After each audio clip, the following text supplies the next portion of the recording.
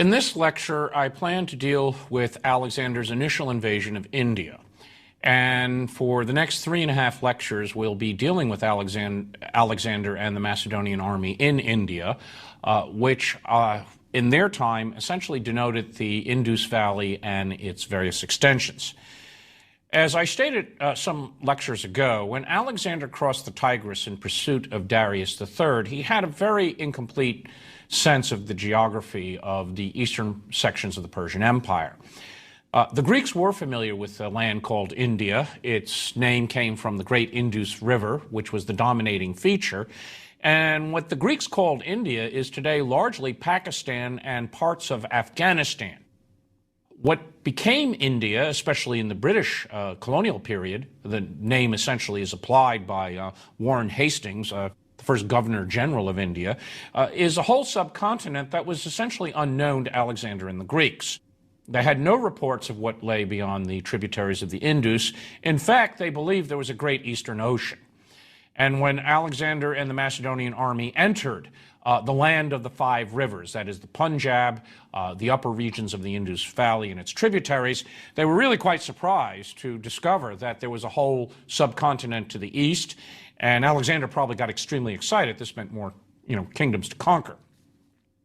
So in 330 BC, Alexander's notion was, we'll capture Darius, we'll pacify those distant satrapies of Bactria and Sogdiana, then we'll go to the Indus. Some still believe that the Indus ran into the Nile, that it essentially flowed around the southern limits of the earth, but they would be home soon, that is in about 2 years or maybe 3 years. It had not worked out that way. The fighting in Central Asia took almost 3 years. 330 BC was consumed in the conquest of Iran. It was only sometime in May of 327 BC when Alexander was ready to recross the Hindu Kush, which the Greeks and Macedonians called the Persian Caucasus, and he went by the Shibar Pass, and nearby an Alexandria was established, an Alexandria in the Caucasus, that is a military settlement, to establish lines of communication back to all those military colonies that were being established in the Oxus Valley, that is in Bactria and Sogdiana. Alexander had intended to invade India at least 2 years earlier. He was making preparations. He had summoned his boyhood friend Nearchus, who was then in Asia Minor. Nearchus's family originated in Crete, but the family had emigrated to Macedon. Nearchus would end up being Alexander's admiral on the Indus, and then later in the navy that was constructed to sail the Indian Ocean, the Erythraean Sea, as the Greeks would call it. Along with Nearchus came many men from the Mediterranean world skilled in as sailors and shipbuilders. These included Greeks, Cypriots, Phoenicians, Egyptians, people from Western Asia Minor. Alexander knew that there would be need for a navy on the Indus River. And he also had notions that there might be some sea that he would navigate on his return home. He had also been approached by a number of Indian rulers. Above all, a man known in the Greek sources as Taxiles, who ruled over the city of Taxila, a city that has been excavated, an ancient city on the upper reaches of the Indus Valley on the eastern bank. And the king's name was taken from the city, Taxila. His personal name was probably Omphis, at least that's what the Greeks call him, which is generally rendered as Ambi in Sanskrit. And these Greek names of Indian rivers and kingdoms and even persons are sometimes difficult to render in Sanskrit names that have come down to us later. It probably is best to consider for a moment exactly what Alexander was undertaking. And that requires us to look at first Alexander's army that set out in May of 327 BC, then to look at the geography, particularly of the land of the 5 rivers, the Punjab, where Alexander would be operating, and then to consider what Alexander found there in the way of political organization and opponents. First, Alexander's army at this point was very, very large. In crossing into India, he divided his army into a series of columns. Hephaestion and Perdiccas. Perdiccas is, again, a member of the bodyguard and a friend of Alexander since his youth. Hephaestion and Perdiccas were given the task of securing what is today the Kabul Valley, that is Kofin, and the approaches to the upper Indus, and constructed bridges across the Indus. It's difficult to know exactly where the route is because the rivers have changed course and there has been a limited amount of excavation in this area. So to some extent, we're essentially operating on guesswork and a general understanding of the geography as known in the 19th and 20th century. In any case, they probably were commissioned to secure what more or less approximated the later British Great Trunk Road.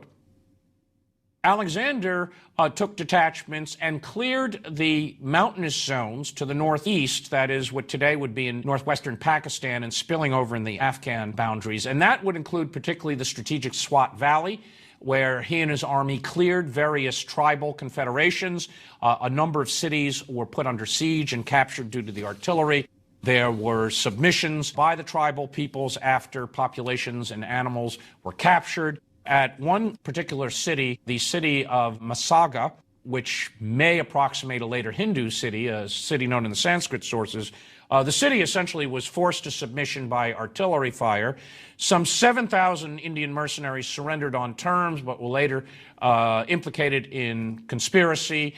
They had been sent from kings to the east, and Alexander ordered their massacre. And some have seen this action as an indication of Alexander's growing megalomania. That point can be debated in a number of ways. These mercenaries actually had been sent by King Porus and his allies to thwart Alexander's invasion, and the army had grown quite frustrated in dealing with these people, so it's hard to read. The fighting was without a doubt very, very brutal against tough mountain tribesmen. That meant Alexander's army had been reorganized to deal with this problem. The cavalry had been reorganized into hipparchies. These are a combination of Macedonian and Iranian heavy units. Each hipparchy consisted of squadrons of about 200 men. They numbered 1,000. There were at least 7 or 8 hipparchies that went into India. There were independent formations of Bactrian and Sogdian cavalry, and above all, horse archers from the steppes, particularly the people known as Dahai, a branch of the Scythian race, and they became one of Alexander's favorite units, and they are indispensable in the type of actions that Alexander must fight in India. There were also apparently large numbers of Greek mercenaries at this point. The numbers are difficult to calculate, but the Greek mercenaries may have comprised a third of the heavy infantry and about half or 50% of the heavy cavalry. So a good deal of this army was not Macedonian. Far from it. The Macedonians were now a minority. They were the crack units, the phalangites, the high pacifists, and the reorganized cavalry, but this army was now an imperial army. With it went an enormous court. With Alexander was essentially the administration of this growing empire, and along the way he incorporated numerous Indian allies. Taxiles was the first. He accompanied Alexander to the Hydaspes River, where Alexander won his great battle over Porus, and we believe that Taxiles arrived with maybe 5,000 men, with a whole elephant corps, and you have to think of this army rising to something like 120 or 150,000 men. That is 3 or 4 times the size of the initial expedition.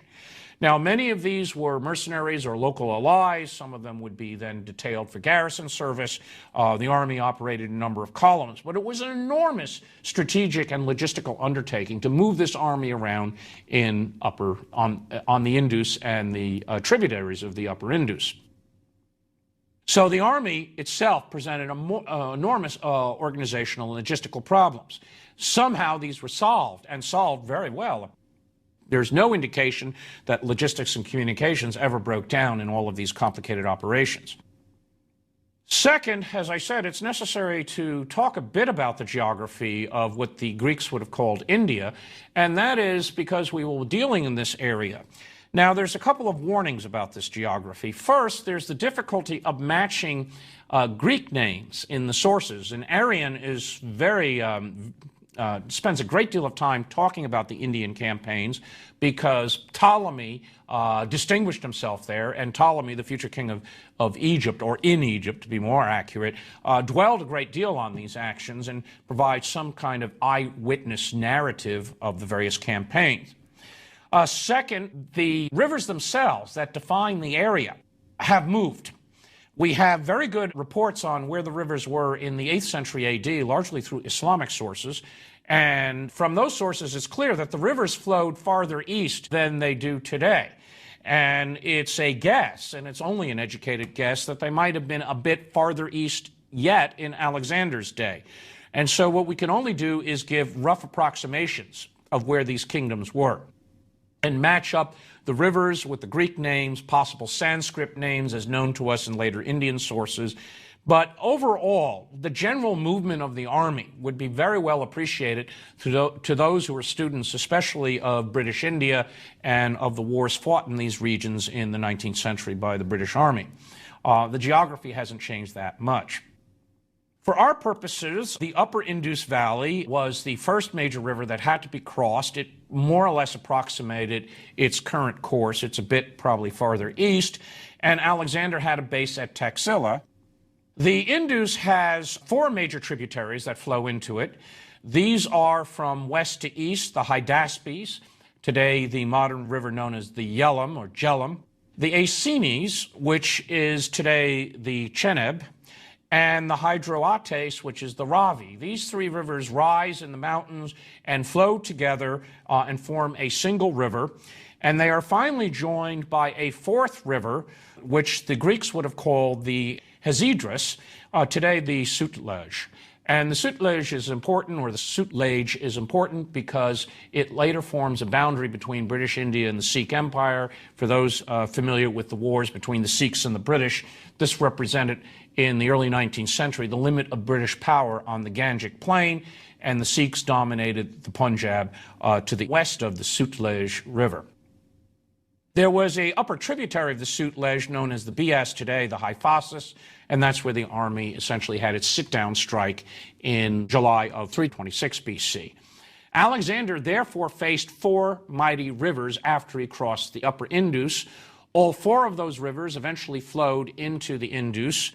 We think that the Sutlej flowed independently into the Indus at this time and didn't join the other 3, but that again is to some extent a matter of speculation. The rivers themselves would be in high flood once the winds bring the beginning of the monsoons. That would be in June. And when the great battle on the Hydaspes, which is the first of the 4 tributaries, was fought in June of 426 BC, the river was already rising due to the monsoons.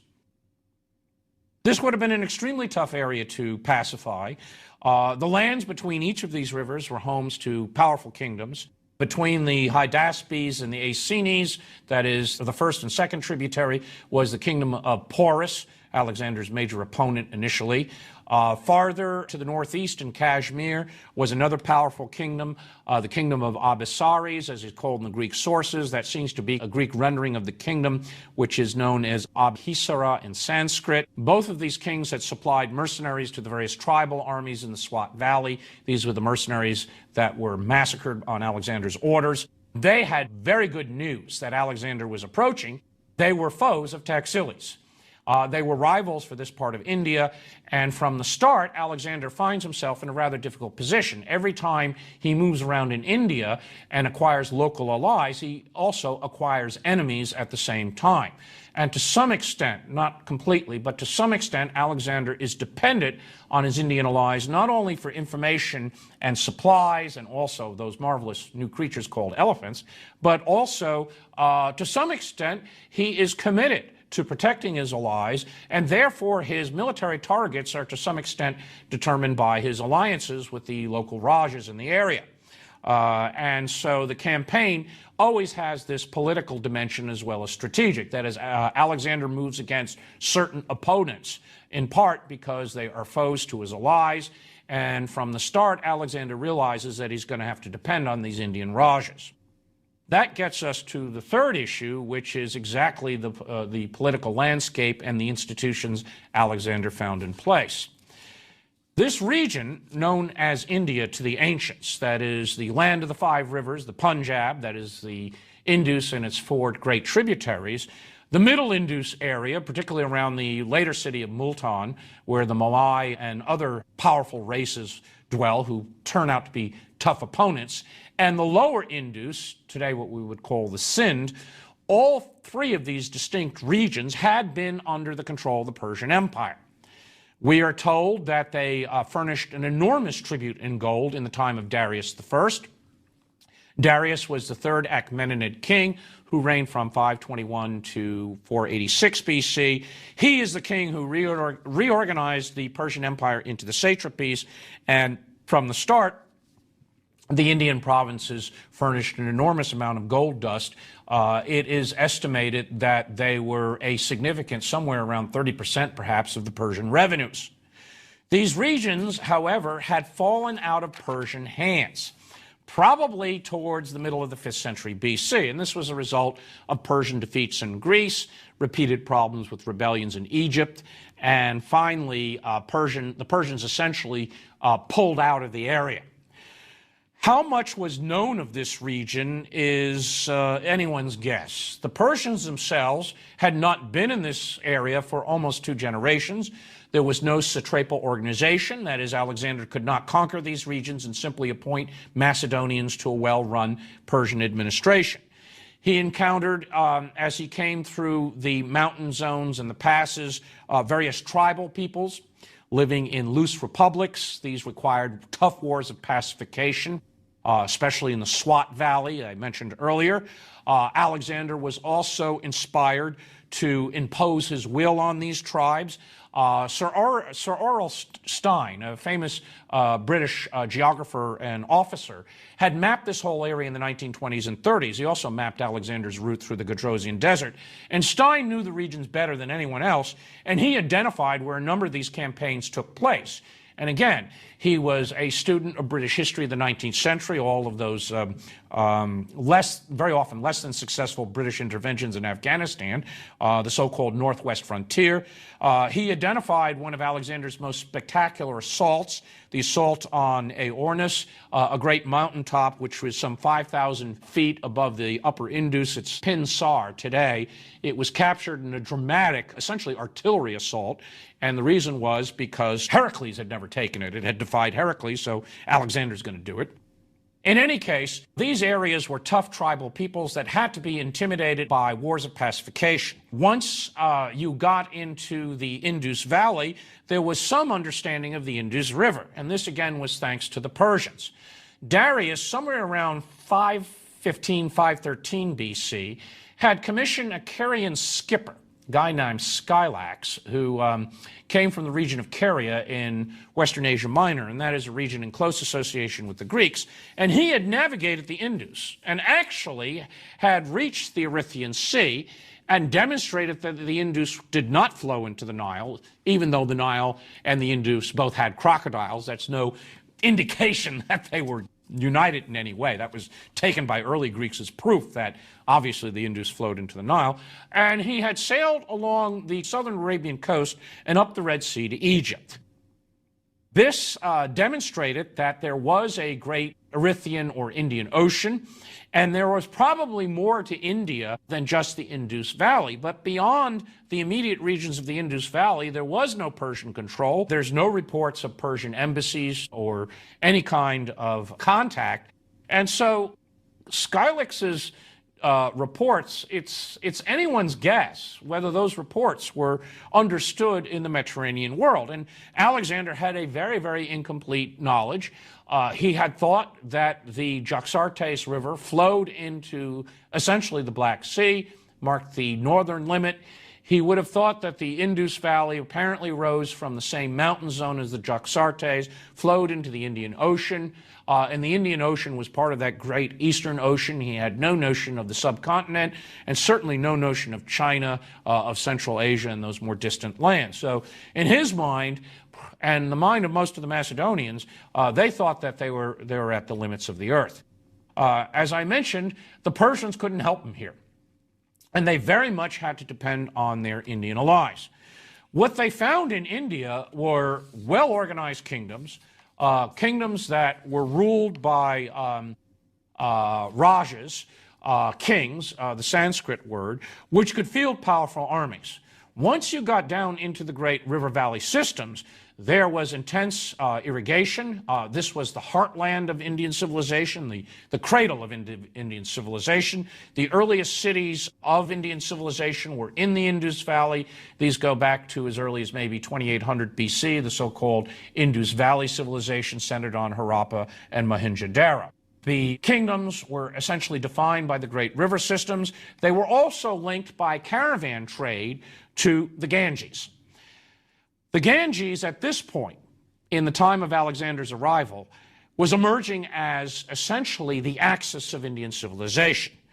When Alexander arrived, he would have found in the Ganges a powerful kingdom based on the Middle Ganges, essentially in the later areas of Bihar and Bengal, and that kingdom was ruled by a group of low-caste, probably non-Indo-Aryan Rajas known as the Nanda family. They were interlopers, and they did not command much loyalty, particularly among the Brahmin priestly caste. Their army was reputedly enormous. We have various figures that the army in the Ganges that could be fielded by these Nanda Rajas, something like 200 or 250,000 infantry, 3,000 or 4,000 elephants, large numbers of cavalry and chariots. The reports seemed to be accurate in the sense that this was the potential levy of these kings. Whether they could actually get all those men on the battlefield was anyone's guess. But clearly that was emerging, the Ganges was emerging as the great axis of Indian civilization, and this was unknown. They had absolutely no inkling of this until probably after the Battle of the Hydaspes, when Alexander defeated Porus. And Porus was the first king. He ruled the regions between the Hydaspes and the Essenes, that is the Jhelum and the Chenab River. Even the kingdoms in the land of the five rivers were impressive.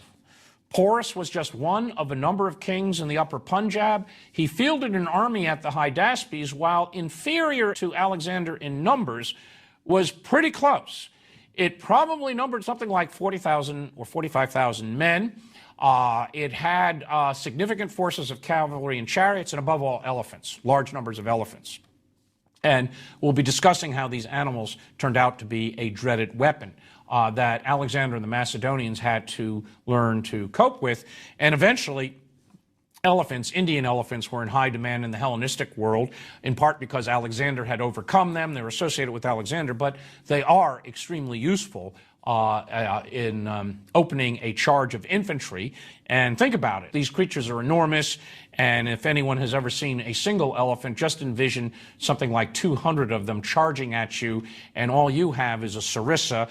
There's no high-powered rifle or helicopter to get you out of the way. They're terrifying creatures. On top of an elephant would have been a mahout and several soldiers armed with bow and javelins. And elephants are always followed by large numbers of supporting forces. Usually 2 elephants are assigned with a group of 50 men, and they're carefully trained so that they operate as tactical units and are used to break up infantry formations. So all of these kingdoms in the upper Indus Valley had an elephant corps of several hundred elephants, reasonably large army, certainly a large army by the standards of the Mediterranean world. Any of these Rajas could put some 30 to 50,000 men on the battlefield. There were numerous professional mercenaries available and on hire, and the land was wealthy. As I mentioned, it was a fabulously wealthy satrapy in the 6th and early 5th century BC when under Persian control. To the east, the kingdoms in the Ganges were even more formidable. So Alexander faced a very tough opposition in the Indus Valley and its tributaries. He by no means waged this Indian campaign out of frivolous reasons. There is an argument that's been made rising out of the question of the opposition to Alexander, and again, this is a position that one takes depending on their view of Alexander, that if Alexander really was as tyrannical and megalomaniac that some would argue, that the Indian campaign was just the height of folly, that this was an effort on the part of Alexander to exalt his invincibility. He had removed all sorts of opposition. The invasion was to raise morale. Arguments are made that as Alexander moved through northern India, he once again started making associations with local cults of Shiva, Indra, Krishna, to Heracles and Dionysus, that the campaign to some extent was comparable to Cortez's expedition in Mexico in 1519 to 1521, where Cortez apparently exploited, and in some instances maybe have invented or embroidered various accounts to justify his conquest of the Aztec Empire. These arguments have been made in a recent study by Bosworth and Alexander in the East. The work is very, very well researched, and the arguments on the actual movements in India are well done. How much Alexander was a megalomaniac in this action is anyone's guess. It is my opinion that this opposition did not form the type of conspiracy that drove Alexander to megalomania. They were not reacting to the kind of autocratic figure that Bosworth and Badian would often see, and instead the expedition was probably motivated by what Plutarch and Arrian have told us all along. Alexander had an immense pothos to see the Indus, to reach the limits of the earth, as it had been taught to him by Aristotle. Second, he had been receiving missions from Taxiles and other Indian Rajas as early as 329 BC, indicating that politically there were allies, at least in the upper Indus Valley. Third, the Persians had controlled the area, and the Greeks and Macedonians were aware of how valuable and wealthy that region was. It was the obvious boundary, the ends of the earth. It would secure the eastern frontier of Alexander's growing empire, and in a way, all of these Indian kingdoms form part of the Achaemenid or Persian legacy that Alexander had conquered. He went through great efforts to prepare for this expedition, and it was not driven by just frivolous reasons. I have argued that from 329 to 327 BC, the army was reorganized and refitted. It was also augmented by various sailors and shipwrights from the Mediterranean world. Nearchus had arrived with all these reinforcements. From the start, this was going to be a serious expedition of conquest to complete the war. No one could have foreseen that once Alexander descended into this region, that there would be a subcontinent rather than just the Indus Valley. But in terms of the fighting that went on in India from 327 to 325 BC, the logistical organization was superb. The strategic organization, without question, showed Alexander's genius. And above all, he was fighting Rajas, kings, and tribal federations that had proved some of the toughest foes to date.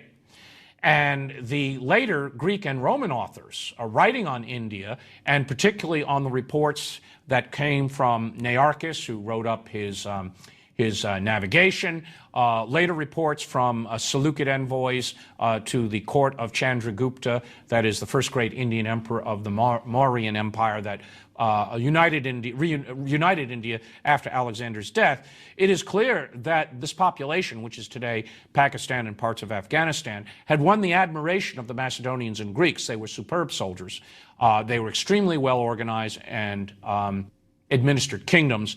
And Alexander was not only at the ends of the earth, he was facing some of the toughest opponents to date. And that is really quite remarkable considering how difficult the fighting had been in Central Asia. Yet the army, at least initially, when it crossed into this distant land, was probably in high spirits. What they encountered was not only a tough foe, but a region so foreign to their experience in either the Mediterranean world or the Iranian world that ultimately it undermined the willingness and the loyalty of the army to press east. And the discovery of the Indian subcontinent proved to be almost too much.